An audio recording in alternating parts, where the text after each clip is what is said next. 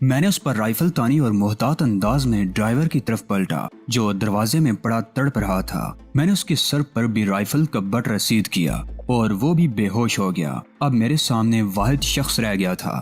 ہاں دوست، اب بتاؤ، میں نے صفاقی سے کہا، کس کا حشر برا ہوگا؟ جواب میں وہ صرف تھوک نگل کر رہ گیا۔ اس کے منہ سے کوئی آواز نہیں نکل سکی تھی۔ مجھے صرف اتنا بتا دو کہ تم زبان کھولنا پسند کرو گے یا میں تمہیں موت کے گھاٹ اتار دوں۔ اس نے پھر کوئی جواب نہیں دیا۔ وہ کسی سوچ میں پڑ گیا تھا، شاید سوچ رہا تھا کہ اسے کیا کرنا چاہیے۔ دیوار کی طرف منہ کر کے کھڑے ہو جاؤ، دفعتاً میں نے غرا کے کہا، میرے پاس اتنا وقت نہیں ہے۔ اس نے بڑی بے بسی سے مجھے دیکھا، پھر خاموشی سے دیوار کی طرف منہ کر لیا۔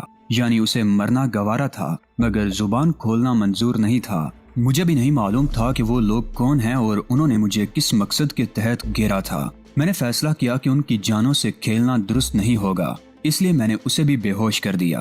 کوئی اور وقت ہوتا تو میں ان لوگوں کی اصلیت معلوم کرنے کی کوشش ضرور کرتا، مگر اس وقت مجھے توجہ اپنے مشن کی طرف مرکوز رکھنا تھی۔ وہ تینوں بے ہوش ہو گئے تھے اور مجھے توقع تھی کہ انہیں 2 گھنٹے سے قبل ہوش نہیں آئے گا۔ میں نے تیزی سے ان تینوں کی تلاشی لی اور ان میں سے ایک کی جیب سے وہ چیک برآمد ہو گیا جو تمام فساد کی جڑ تھا۔ میں نے چیک احتیاط سے اپنی جیب میں رکھ لیا۔ پھر میں دوسرے کمرے میں آیا جہاں ایک دیوار پر مجھے پولیس کی وردیاں ٹنگی نظر آ رہی تھی۔ بقیہ چاروں افراد باہر تھے اور اس بات سے بے خبر تھے کہ اندر کیا انقلاب آ چکا ہے۔ ان کی خوش گپیوں کی آواز اب بھی میرے کانوں میں آ رہی تھی۔ میں بڑی تیزی سے مکان کی تلاشی لینے میں مصروف تھا۔ جلد ہی مجھے مطلوبہ شے مل گئی۔ یہ رسی کا ایک لچھا تھا۔ رسی کا لچھا لے کر میں بیرونی دروازے پر آیا جو کھلا ہوا تھا۔ میں نے اس کی اوٹ سے جھانکا۔ چاروں افراد ہاتھ منہ دھو کر واپسی کے لیے پلٹ رہے تھے۔ میں نے محض ایک لمحے کے لیے سوچا اور پھر ہاتھوں میں رائفل لیے دروازے سے باہر آ گیا۔ رائفل کا رخ ظاہر ہے انہی چاروں کی طرف تھا۔ مجھے اس طرح مکان سے برآمد ہوتے دیکھ کر وہ چاروں ٹھٹک گئے۔ ان کے ہاتھ مشینی انداز میں سر سے بلند ہو گئے تھے۔ تم لوگوں کو یقیناً حیرت ہو رہی ہوگی، میں نے صفاقانہ لہجے میں کہا۔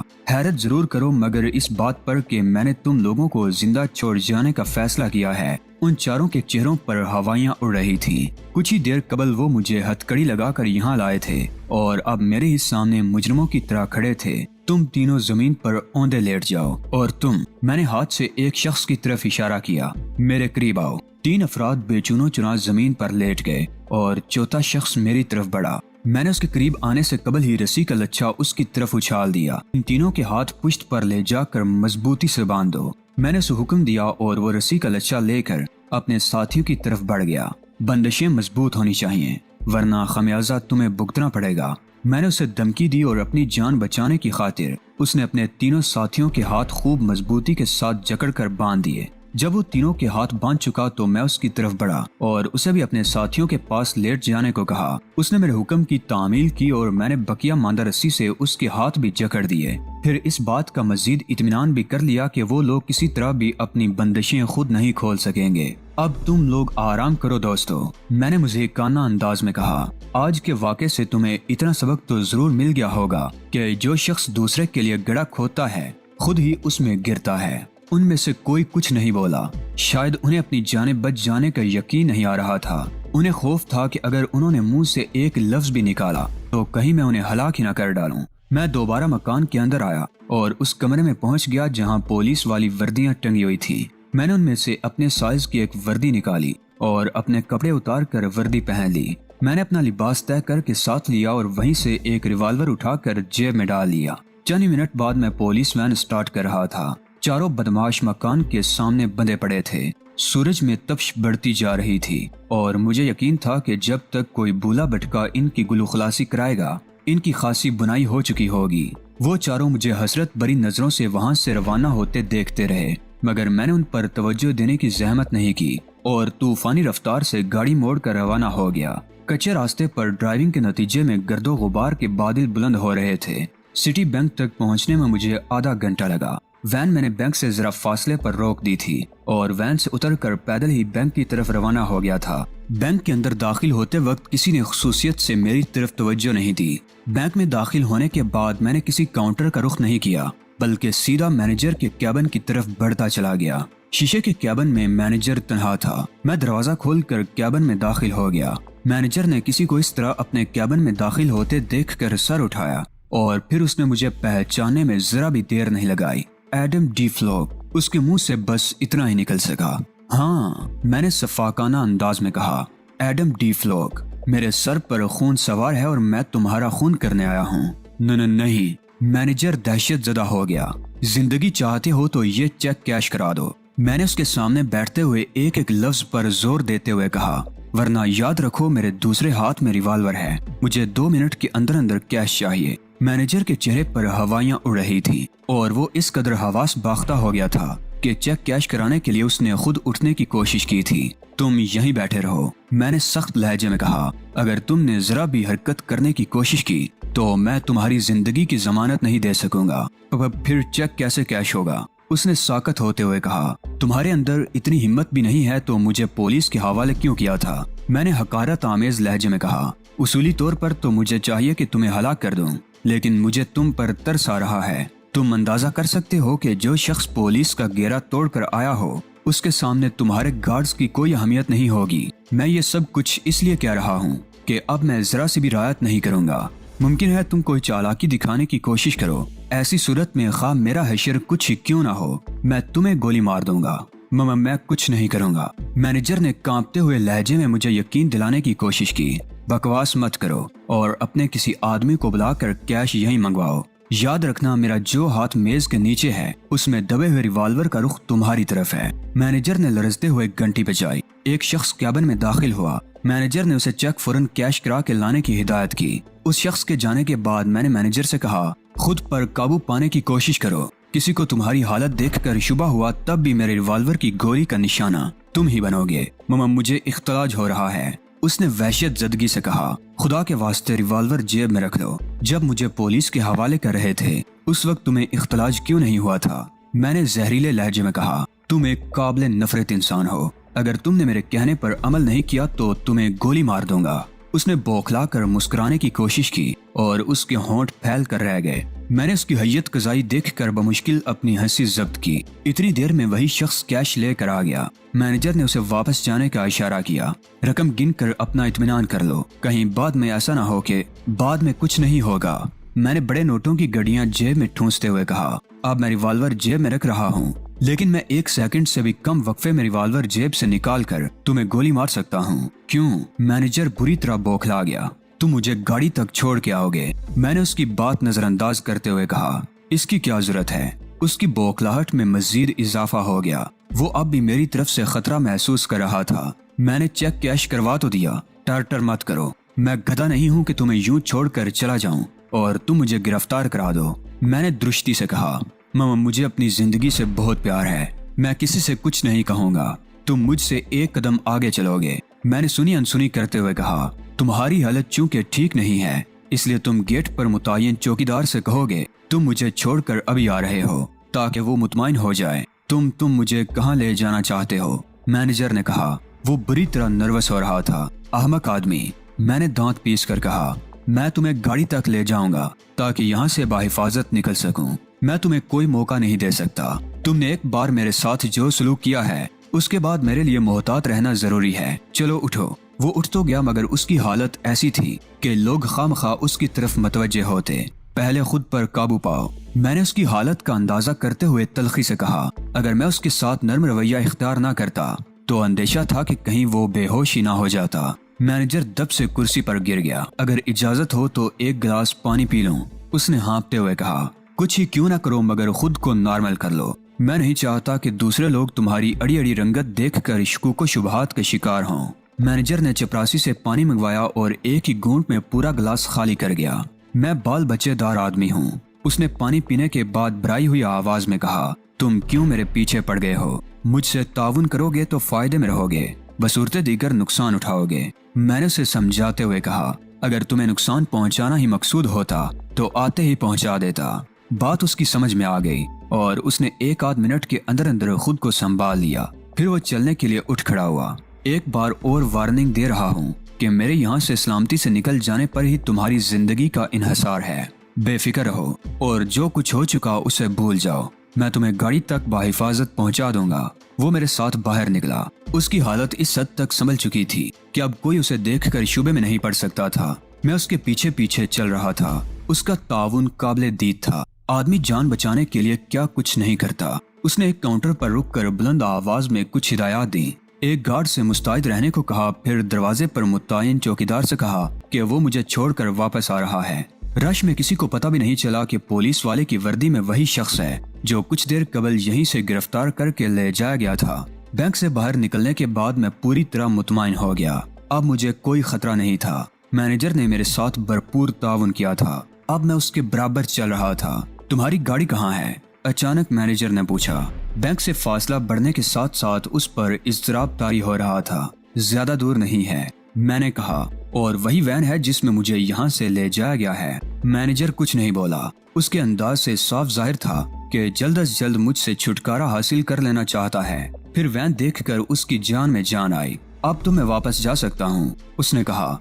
ऐसी जल्दी भी क्या है? मैंने संजीदगी से कहा। कुछ दूर गाड़ी में मेरे साथ चलो। नहीं, वो एक बार फिर बौखला गया। तुमने तो कहा था। मैं अपने वादे पर कायम हूँ। मैंने इसकी बात काट कर कहा, तुम्हें सड़क के कोने पर उतारूंगा ताकि तुम वापस जाकर पुलिस को इत्तला दो भी तो मैं यहाँ से ज्यादा दूर निकल चुका हूँ। मैनेजर के चेहरे का रंग उड़ गया था और उसके अंदाज से यूं लगता था जैसे अपनी जिंदगी से मायूस हो गया हो, मगर उसके पास अपनी जिंदगी का चिराग गुल होने से बचाने की वाहिद सूरत यही थी कि मेरे कहने पर अमल करता रहे, और उसने यही किया। वो मेरे साथ वैन में सवार हो गया और मैंने वैन स्टार्ट करके तेजी से आगे बढ़ा दी। मैनेजर के चेहरे पर मूर्धनी छा गई थी। सड़क के कोने पर मैंने वैन फुटपाथ से लगाकर रोक दी। मैनेजर ने बेयकीनी से मेरी तरफ देखा। उसका अंदाज सवालिया था।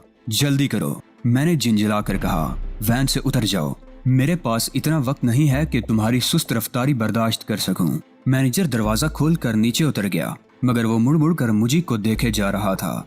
उसे खतरा था कि मैं उसे अकब से गोली मार दूंगा, लेकिन जाहिर है मेरा ऐसा कोई इरादा नहीं था। मैनेजर के उतरते ही मैंने वैन आगे बढ़ा दी। पुलिस वैन का यूं आजादाना इस्तेमाल करना एक खतरनाक हरकत थी, मगर वक्त बचाने के लिए मैं ये खतरनाक हरकत करने पर मजबूर था। मैं पुलिस की वर्दी में मलबूस था और इसलिए मैंने किसी आम सवारी के बजाय पुलिस वैन में ही सफर करने को तरजीह दी थी। मेरे अपने कपड़े बराबर वाली सीट पर रखे थे, मगर लिबास तब्दील करने का मौका नहीं था। 15 मिनट के अंदर मैं क्राउन क्लब के गेट पर मौजूद था। हॉर्न के जवाब में चौकीदार ने बाहर झांका और पुलिस वैन को देखकर उसकी आंखें हैरत से फैल गईं। गेट खोलो, मैंने खिड़की से सर निकाल कर देखा और चौकीदार की हैरत दो चंद हो गई। ओह मिस्टर एडम, उसने बेयकीनी से मुझे देखा और मैं बुरी तरह झिंझला गया। मिस्टर एडम के बच्चे, मैं कह रहा हूँ गेट खोलो। मेरी बात सुनकर चौकीदार के दांत निकल आए, मगर उसने गेट खोलने में देर नहीं लगाई। क्लब के अहाते में वैन पार्क करने के बाद मैंने पहले कमीज तब्दील की और टोपी उतार कर वैन में ही डाल दी। फिर मैं वैन से उतर आया। अब मैं आम लिबास में था। मुझे देखकर कोई नहीं कह सकता था कि मैंने पुलिस यूनिफॉर्म की पतलून पहन रखी है। फॉक्स स्ट्रीट के कमरे तक जाने के दौरान मुझे क्लब के कई मुलाजमीन नजर आए। वो सब मुझे पहचान गए थे। मैं उन सब को नजरअंदाज करता हुआ ऊपरी जीनों की तरफ बढ़ गया। ऊपरी मंजिल की राहदारी में मुझे एडोना नजर आई और वो भी फॉक्स स्ट्रीट के कमरे की तरफ जा रही थी। एडम तुम? वो मुझे देखकर हैरत से बोली, तुम यहाँ कैसे? मेरा ख्याल है तुम्हारे सामने ही फॉक्स स्ट्रीट ने मुझे चेक कैश कराने के लिए दिया था, मैंने मुस्कुरा कर कहा। और तुम उसे कैश करा लाए? एडोना ने घड़ी पर नजर डाली। बहुत जल्दी आ गए। मैं बड़े गौर से उसके चेहरे के उतार चढ़ाव का जायजा ले रहा था। हाँ कुछ देर हो गई, मैंने बेपरवाही से कहा। फॉक्स स्ट्रीट कमरे में मौजूद है? हाँ मैं उन्हें इत्तला करती हूँ कि तुम आए हो, उसने कहा और तेजी से फॉक्स स्ट्रीट के कमरे की तरफ बढ़ने की कोशिश की, मगर मैंने उसका हाथ पकड़ लिया। इस तकल्लुफ की जरूरत नहीं गुड़िया, मैंने तंजिया लहजे में कहा। तुम्हें अब तक अंदाजा नहीं हो सका कि एडम डी फ्लोक इन तकल्लुफात से बेनियाज है। बास मसरूफ हैं। एडोना ने कमजोर से लहजे में एहतजाज किया। उसके बाजू पर मेरी गिरफ्त मजबूत थी। जितना डिस्टर्ब वो तुम्हारे जाने से होगा उतना ही मेरे जाने से भी होगा, तो फिर बिला वजह क्यों वक्त जाया करें, मैंने कहा और उसे पीछे छोड़कर फॉक्स स्ट्रीट के कमरे की तरफ बढ़ गया। मैंने दरवाजे पर दस्तक देने की भी जहमत नहीं की और दरवाजा खोलकर अंदर दाखिल हो गया। फॉक्स स्ट्रीट फोन पर किसी से बात कर रहा था। मुझे देखकर उसने रिसीवर कानों से दूर हटा दिया। तुम? उसने हैरत से कहा, फिर रिसीवर कान से लगाकर कहा, मैं बाद में बात करूंगा, और फोन बंद कर दिया। चेक कैश हो गया है मिस्टर फॉक्स स्ट्रीट, मैंने रकम उसके सामने रखते हुए कहा। उसमें रूनुमा होने वाले जज्बाती तगय्युर से मैं बहुत कुछ समझ गया था। मेरे अकब में एडोना कमरे में दाखिल हुई थी, मगर फॉक्स स्ट्रीट ने उसकी तरफ आंख उठाकर भी नहीं देखा था। तुमने बहुत देर कर दी, فاکس اسٹریٹ نے سنبھالا لیتے ہوئے کہا، میں نے تم سے فوراً واپس آنے کو کہا تھا۔ اگر تم نے مجھے پوری صورتحال بتا دی ہوتی تو میں فوراً بھی آ سکتا تھا۔ میں نے کہا، لیکن خیر کوئی بات نہیں، زندگی میں ایسے مقامات بھی آتے ہیں۔ کیسے مقامات آتے ہیں؟ فاکس اسٹریٹ نے حیران ہو کر کہا، تم کھل کر بات کیوں نہیں کرتے؟ اس لیے کہ تم نے بھی مجھ سے کھل کر بات نہیں کی تھی۔ میں نے بے پرواہی سے کہا، جیسا رویہ میرے ساتھ اختیار کرو گے ایسا ہی رویہ میں بھی اختیار کروں گا۔ تمہیں اتنی دیر کیوں ہو گئی؟ فاکس اسٹریٹ نے انجان بنتے ہوئے کہا، کیا کوئی خاص بات ہو گئی تھی؟ میں نے تم سے کہا تھا کہ چیک کیش کرانے کا کام تو کوئی اور بھی کر سکتا ہے۔ اب میں اپنے وہ الفاظ واپس لے رہا ہوں۔ مجھے معلوم ہو گیا ہے کہ وہ چیک صرف ایڈم ڈی فلو کی کیش کروا سکتا تھا۔ فاکس اسٹریٹ مجھے گورنے لگا، آخر تم سیدھی طرح بات کیوں نہیں کرتے؟ تمہیں اتنی دیر کیوں ہو گئی؟ میں بچہ نہیں ہوں فاکس اسٹریٹ، میں نے تلخی سے کہا۔ مجھے اتنی عقل ہے کہ جو کچھ میرے ساتھ ہوا اس کا تجزیہ کر سکوں۔ فاکس اسٹریٹ نے ایڈونا کی طرف دیکھا۔ میں اس شخص سے عاجز آ چکا ہوں، اس نے بے بسی سے کہا۔ تم کوشش کر کے دیکھ لو، شاید تمہاری بات اس کی سمجھ میں آ جائے۔ مسٹر ایڈم کسی غلط فہمی کا شکار معلوم ہوتے ہیں باس، ایڈونا اٹھلا کر بولی، ورنہ یہ ایسے تو نہیں ہے۔ تسلیم کرو کہ تم نے بچکانہ حرکت کی ہے فاکس اسٹریٹ، میں نے خشک لہجے میں کہا۔ میرا امتحان ہی لینا تھا تو کوئی مشکل کام میرے سپرد کیا ہوتا۔ فاکس اسٹریٹ نے حیرت سے پلکیں جھپکائیں۔ میں تم سے درخواست کرتا ہوں کہ مجھے تفصیلات سے آگاہ کر دو۔ ممکن ہے تمہیں کسی قسم کی غلط فہمی ہو گئی ہو، میں تمہیں بتا دیتا ہوں، لیکن یہ مت سمجھنا کہ میں تمہاری اداکاری سے متاثر ہو گیا ہوں۔ مجھے 100% یقین ہے کہ وہ سب تمہارے آدمی تھے، میں نے کہا اور فاکس اسٹریٹ کو تمام باتوں سے آگاہ کر دیا۔ تم اسی پولیس وین پر یہاں آئے ہو؟ فاکس اسٹریٹ اچھل کر کھڑا ہو گیا۔ تم تو ہمیں مروا دینے پر تل گئے ہو۔ شکر کرو فاکس اسٹریٹ کے صرف وین ہی لایا ہوں، ورنہ یہ بھی ہو سکتا تھا کہ وین میں 7 افراد کی لاشیں بھی ہوتی۔ تم مجھے صحیح الدماغ نہیں معلوم ہوتے، فاکس اسٹریٹ نے کہا۔ صرف ایک مفروضے کی بنا پر وین یہاں لے آئے، اسی مفروضے کی بنا پر ان 7 کو زندہ چھوڑ دیا، میں نے بے پرواہی سے کہا۔ اگر تم کہہ دو کہ ان سے تمہارا تعلق نہیں ہے تو میں انہیں اب بھی ٹھکانے لگا سکتا ہوں۔ اس بار وین وہیں چھوڑ آؤں گا بلکہ اسے آگ لگا دوں گا۔ مجھے اس قسم کی غلط حرکت کرنے کی کیا ضرورت تھی؟ کچھ کرنا ہی ہوتا تو کیا یہاں نہیں کر سکتا تھا؟ فاکس اسٹریٹ نے جھنجھلائے ہوئے انداز میں کہا۔ اس سے بھی زیادہ غلط حرکت یہ ہے کہ تم نے ایک ایسے شخص کو چیک کیش کرانے کے لیے بھیجا جو ناممکن کام کرنے کے دعوے کر رہا تھا۔ کیا یہ مضحکہ خیز حرکت نہیں ہے مسٹر فاکس اسٹریٹ؟ میں نے چبھتے ہوئے لہجے میں کہا۔ تم محض اس لیے میری طرف سے بدگمان ہو رہے ہو کہ تمہیں ایک غیر معمولی واقعہ پیش آ گیا۔ تمہارے ساتھ یہ واقعہ پیش نہ آتا تو تم ہرگز مجھ پر شک نہ کرتے۔ تم مجھ سے واقف نہیں ہو اس لیے یہ بات کر رہے ہو، میں نے مسکرا کر کہا۔ تم نے جس وقت مجھے چیک دیا تھا مجھے اسی وقت شبہ ہو گیا تھا، لیکن مجھے یہ نہیں معلوم تھا کہ مجھ پر کس زاویے سے حملہ کیا جائے گا۔ میں سمجھ رہا تھا کہ مجھے لوٹنے کی کوشش کی جائے گی، اور ظاہر ہے کہ لوٹنے کے لیے پہلے چیک کیش ہونا ضروری تھا، لیکن تمہارا منصوبہ کچھ اور ہی تھا۔ اس کا اندازہ مجھے اس وقت ہوا جب وہ پولیس والے جعلی ثابت ہوئے۔ تم مجھ پر الزام عائد کر رہے ہو، فاکس اسٹریٹ نے غصیلے لہجے میں کہا۔ اس سے پہلے بھی میں تمہیں سمجھانے کی کوشش کرتا رہا ہوں، یہ الزام نہیں ہے فاکس اسٹریٹ۔ الزام تو تب ہوتا جب میں یہ کہتا کہ تم نے مجھے نقصان پہنچانے کی کوشش کی، تو اتنی دیر سے تم اور کیا کہنے کی کوشش کر رہے ہو؟ فاکس اسٹریٹ نے کہا۔ اس کا لہجہ بدستور غصیلا تھا۔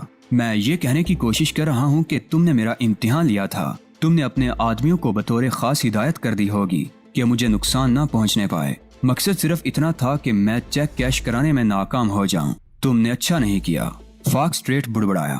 مینیجر کے ساتھ تمہیں زبردستی نہیں کرنی چاہیے تھی، جو کچھ ہوا تھا اس سے پہلے مجھے تو مطلع کر دیتے۔ تم کیا سمجھتے ہو میں نے بغیر سوچے سمجھے اتنا بڑا قدم اٹھا لیا ہوگا؟ میں نے طنزیہ لہجے میں کہا۔ اگر وہ مردود بھی تم سے ملا ہوا نہ ہوتا تو میں اس کے ساتھ ہرگز یہ حرکت نہ کرتا۔ تم تو انتہائی شکی مزاج انسان ہو۔ فاکس اسٹریٹ کا منہ حیرت سے کھل گیا۔ اتنے بڑے بڑے نتائج اخذ کر لیتے ہو، اسے ملائے بغیر یہ حرکت ہو ہی نہیں سکتی تھی۔ میں نے بڑے سکون سے کہا، یہ کیسے ممکن ہے کہ میں فون تو کروں تھانے اور آ جائے نقلی پولیس؟ مجھے تم سے خوف محسوس ہونے لگا ہے، فاکس اسٹریٹ نے بھرائی ہوئی آواز میں کہا۔ وہ ایک ذمہ دار آدمی ہے، ہم سے کس طرح مل سکتا ہے؟ اور اگر تم نے اسی رفتار سے تجزیہ جاری رکھا تو مجھے خدشہ ہے کہ کہیں تھوڑی دیر بعد تم یہ نہ کہہ دو کہ پولیس بھی مجھ سے ملی ہوئی ہے۔ بے فکر ہو، میں نے ہنس کر کہا۔ میں ایسی کوئی بات نہیں کہوں گا۔ میرے لیے یہی بات کچھ کم حیرت کا باعث نہیں ہے کہ تم نے مینیجر کو کس طرح ساتھ ملا لیا۔ میرے اس تبصرے پر فاکس اسٹریٹ کچھ مطمئن سا ہو گیا चलो जो कुछ हुआ उसे भूल जाओ, मैं पुलिस वैन का भी कुछ बंदोबस्त कर लूंगा। मैंने चेक तुमसे इसलिए कैश करवाया था कि ये रकम मुझे एक शख्स को भिजवानी है। चेक कैश कराना कोई काम नहीं था, ये काम तो कोई और भी कर सकता था। असल काम तो अब शुरू होगा। उस शख्स का नाम जेम्स चार्ली है। बेकन स्ट्रीट के नुक्कड़ पर वो एक बार चलाता है। उसकी रिहाइश भी बार के ऊपरी हिस्से में है। उस कमबख्त के आदमी बहुत मुस्तैद हैं। मेरे और उसके दरमियान एक सौदा चल रहा था जो कीमत के तनाज़े की वजह से दरमियान में रह गया। मैंने 1 लाख कीमत लगाई थी और वो 1.5 पर मुसर था। अब मैं चाहता हूँ कि ये रकम तुम उसे पहुँचा दो। ये क्या काम हुआ? मैंने हैरत से पलकें झिपकाईं। पहले की तरह मैं फिर कहूँगा कि ये काम तो कोई भी कर सकता है। इस बार मैं तुम्हें इसकी वजह भी बताऊंगा, फिर मुझ पर शुबा करोगे। जेम्स चार्ली एक ऐसा शख्स है जिस तक पहुंचना ही मुमकिन नहीं है। उसने मुझसे कहा था कि अगर मैं रकम उसकी टेबल या उसकी ख्वाबगाह तक पहुंचाऊं तो वो उस कीमत में सौदा मंजूर कर लेगा। मैं अब भी नहीं समझा फॉग स्ट्रीट, आखिर इसमें कबाहत क्या है? कबाहत यह है कि मैंने कोशिश की थी मगर ये मुमकिन ही नहीं हो सका। मैंने अपने बेहतरीन आदमी इस्तेमाल करके देख लिए, कोई भी उस तक नहीं पहुंच सका। उसका ये कहना दरअसल एक किस्म का चैलेंज है। अगर हमारी जानिब से जबरदस्ती की गई तो खूनरेजी का अंदेशा है। ये क्या मसला है? मैंने कहा, रकम मनी ऑर्डर के जरिए भी भिजवाई जा सकती है। नहीं, फॉग स्ट्रीट ने नफी में सर हिलाया। अव्वल तो वो कोई भी चीज बराह रास्त वसूल नहीं करता, और फर्ज करो कर भी ले तो शर्त पूरी नहीं होगी।